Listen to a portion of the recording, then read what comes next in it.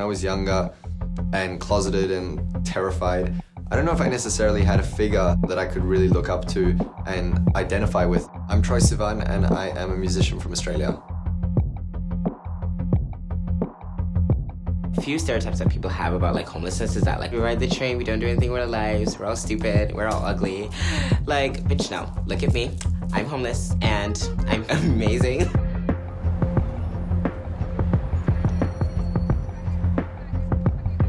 Just imagine you being like 19 or even 21 and 30 degrees outside and you're outside in the cold sleeping on the train. Like, that doesn't happen to everyone. I decided to leave for, to be free and be able to fully express who I was. My house was not a safe place for that. Exploiting yourself just to have somewhere to stay. And some people end up being HIV positive, ended up in domestic violence, or like being pregnant and being homeless.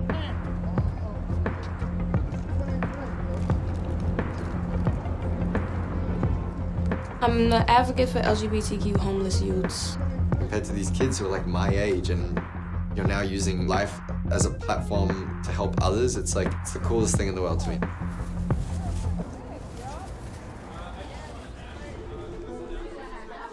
I'm at the Ali Forney Center in New York City to come and meet with some inspiring LGBT homeless youth. So yeah, do you guys mind giving me a little tour of the place? Yeah, sure. Well, you want to start back there, like the art room? Yeah.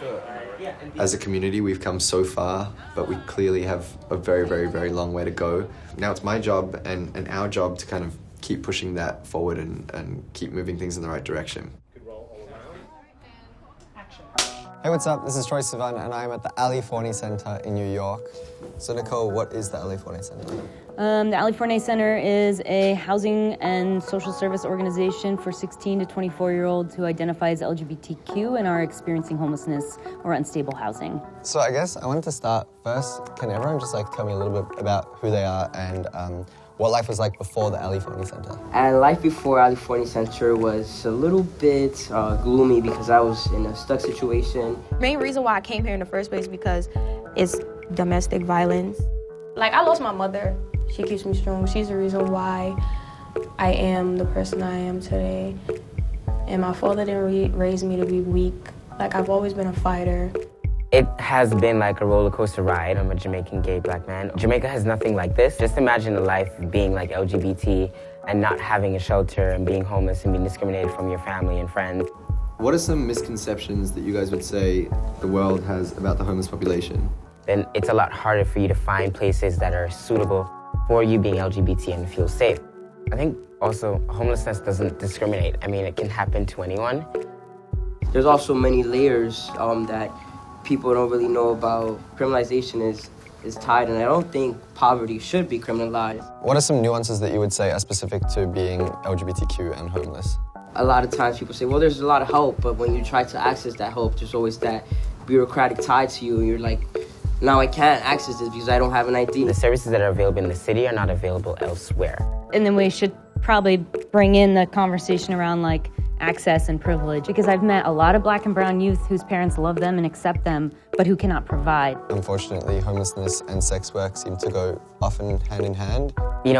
It becomes a bad practice, it becomes a bad habit. You try to get a job, but you can't because of your identity. That unfortunately pushes you to have to use whatever resource you have, and a lot of times that's your body, and a lot of times people feel so disconnected from their body that it's okay, it's okay for me to do this at this point. How can people like myself or people watching this video help make a difference for LGBTQ homeless youth? More allies, the better. And more youth voices, the better also. I think the thing that never ceases to inspire me and amaze me is young queer people and the fight that they just, I think, innately have in them. My biggest dream, though idealistic, is to ultimately end youth homelessness.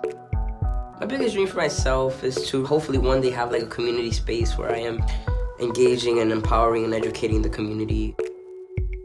I'm really happy these days. A lot has been happening for me, and so many opportunities have been coming my way, and internships and jobs and things like that, and being able to go out there and advocate for my community. I think taking an active role right now is more important than ever. If you can help out, help out.